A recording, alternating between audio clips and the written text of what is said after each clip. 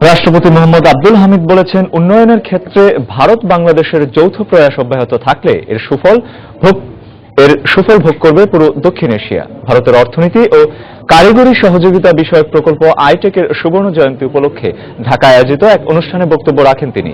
ভারতের সঙ্গে বাংলাদেশের বন্ধুত্বপূর্ণ সম্পর্কে ভবিষ্যতে আরও সুদৃঢ় হবে এমন আশা প্রকাশ করে রাষ্ট্রপতি অর্থনীতিতে বিশ্বের উদীয়মান শক্তি হিসেবে প্রতিষ্ঠিত হওয়ার পথে ভারতের যে অভিজ্ঞতা তা বাংলাদেশের মতো উন্নয়নকামী দেশগুলোর সঙ্গে বিনিময়ের আহ্বান জানান। অনুষ্ঠানে ভারতীয় হাইকমিশনার পঙ্কজ শরণ জানান, বাংলাদেশের বিরুদ্ধে কোনো ধরনের জঙ্গি তৎপরতায় ভারতের মাটি ব্যবহার করতে দেওয়া হবে না।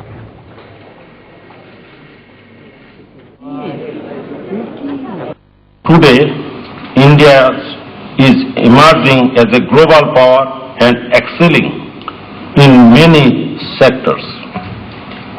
I therefore believe that India's diverse development, experience and expertise would be shared to the benefits of other developing countries through ITEC program.